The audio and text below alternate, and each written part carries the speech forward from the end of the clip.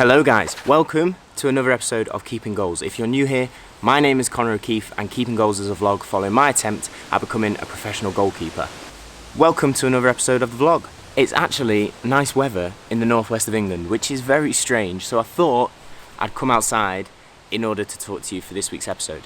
I hope you enjoyed last week's episode with Scott and with Chris, showing you what I do during the off season to try and keep fit, to get ready for pre-season, and it's been great to see all the feedback we got off that video and see that you guys enjoyed it so much. If you haven't watched it, go back, give it a watch and let us know what you think. But for this week's vlog, I wanted to show you what I do in order to clean my goalkeeper gloves.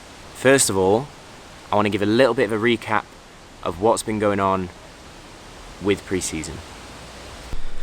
So the last time I spoke to you about talking to clubs and trying to get in for pre-season was when I did the video telling you what I do when I ask clubs for a trial. And at that point, I hadn't had any offers at all, really. So that was a difficult point. I was starting to panic a little bit. And as much as I was saying to you, it's a difficult process, you've got to keep going, it's about who you talk to, I was a little bit worried that nothing was coming through. From that video, a lot of you got in touch and were giving me options and giving me insights into clubs that you know that were looking for goalkeepers, and I really appreciate that. I contacted everyone that you suggested, I got some feedback, and I made more contacts, which is brilliant. Maybe not for this season, but maybe for a season in the future, so I really appreciate that help. But over the space of 10 days, suddenly things started to click into place. So I've been in training with 2 non-league clubs who are near where I live in the northwest of England. Good clubs, great levels. I'm not going to name them out of respect for them on here, but I've been in training full time with them. Even played a match with one of them in a pre-season friendly. So it was good to get back training again, get back in the process of it, and feel like I was making progress with regards to talking to clubs. I was also, during the last 10 days, talking to a club abroad, and for that club I have a trial game this weekend, which I'm travelling to. No firm offers, nothing signed, both here in England or abroad, but connections, opportunities and chances to show people what I can do. But pre-season's still long. I've still got a couple of more weeks, maybe even a month before season starts, both in England or abroad. So I'm continuing with the process, still talking to people, but these clubs which have given me opportunities, it's something that I need to think about, and it takes the process one step further. Another thing that I want to talk to you guys about, actually, let me just set you down here. Another thing that I want to talk to you guys about is we're coming to the end of Series 2 of Keeping Goals. After this episode, we only have one more episode of Series 2. We'll be back with Series 3, but we're going to take a little bit of a break between the end of Series 2 and Series 3. I'm sure we'll do a recap of Series 2 in next week's episode, in the final one. I'm sure Jonny will put a really emotional little montage together and we'll all have a good smile about the things that have happened in this series, because it has been an incredible series. Some brilliant things have happened, some tough things have happened, but we've gone through it together and I've really enjoyed sharing it with you all. I want to say, without you guys, it's nothing. And we really, really do appreciate all the support and all the messages and just giving us your time and watching the videos, because it means the world to us that it brings you value, that it entertains you, that it informs you, that it motivates you.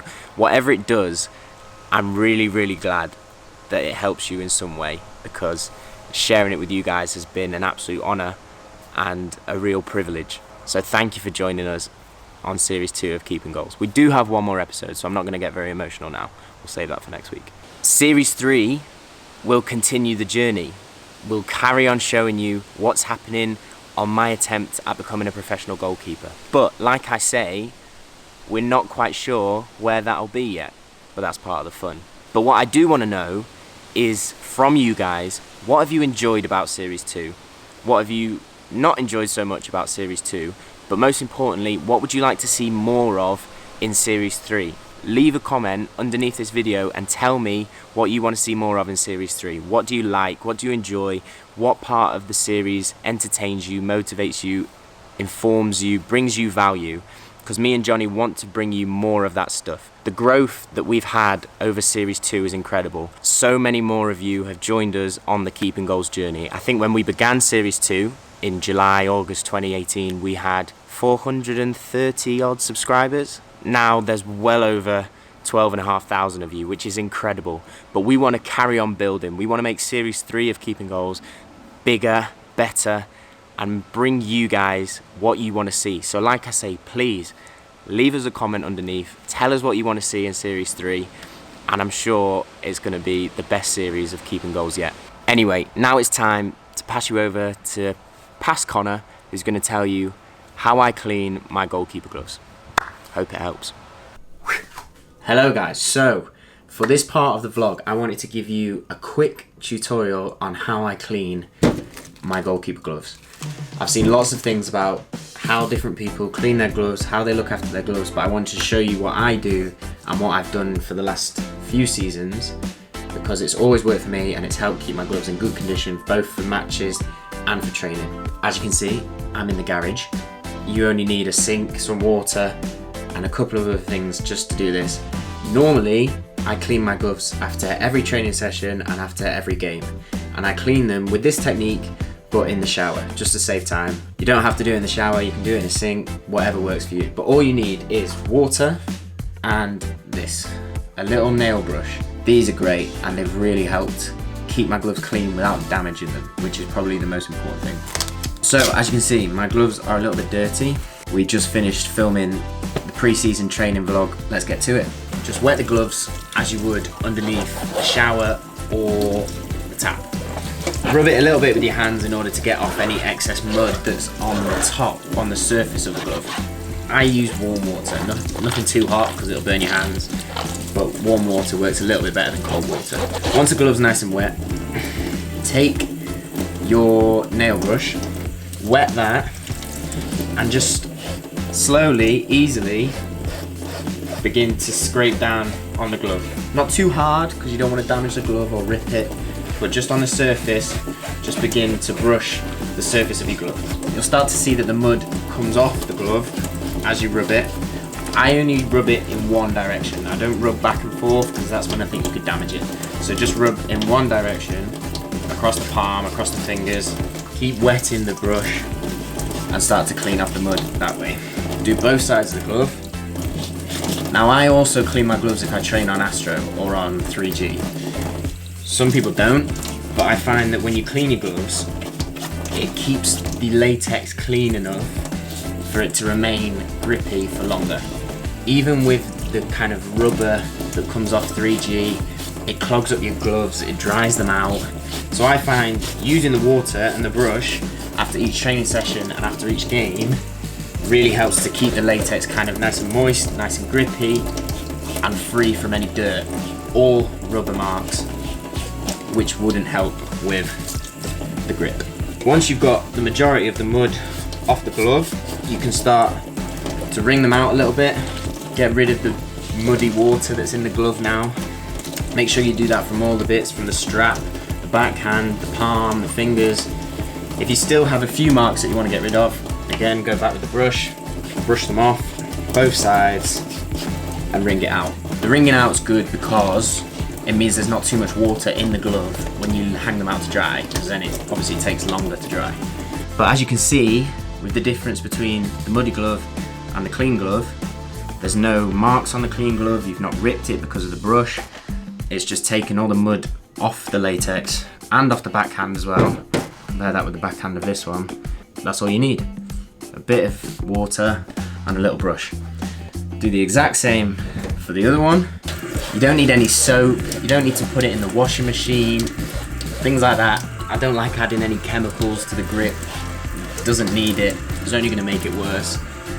You just need the water to get rid of the mud and to keep the glove nice and moist, and then it stays grippy for longer. And then you're all done. Nice clean pair of gloves, front and back. Now, drying the gloves. This is probably the most important thing in order to protect the grip. I've seen people who leave it out in the sun, not the best. People who put them on radiators, not the best either. You don't want to dry the gloves out. You don't want it close to extreme heat. So what I do, if I move you slightly, is there's a nice little clippy hanger up in my garage. and I just hang them up. Now, my girlfriend and my housemates at uni all take the mick out of me because I'll hang my gloves up in the shower, I'll hang them over doors. Room temperature's fine, just somewhere where they can air. Doesn't need too much heat, don't want to dry them out.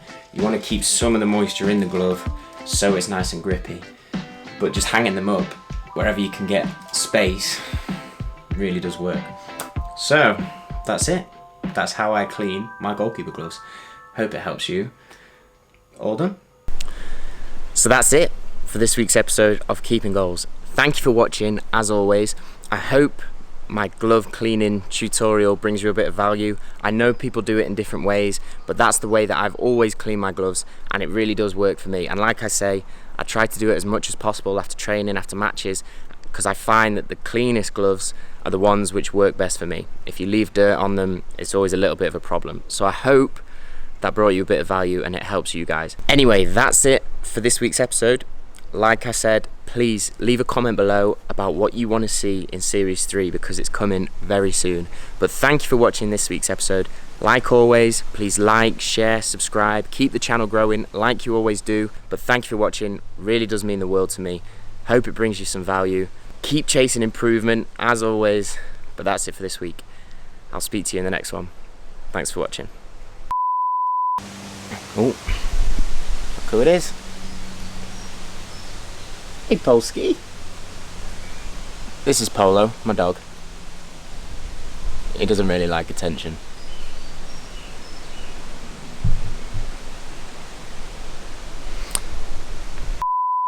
I think we started Series 2 with Finn. Finn. Come and say hi. Look who it is. Look what it is.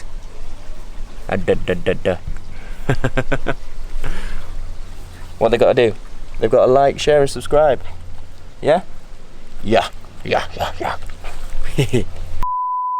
Just as an off point, whilst I was filming that intro, we've received an interesting WhatsApp message which may determine where I'm playing next season. I'm not going to say any more, but just a little bit odd that it happened while I was filming this video.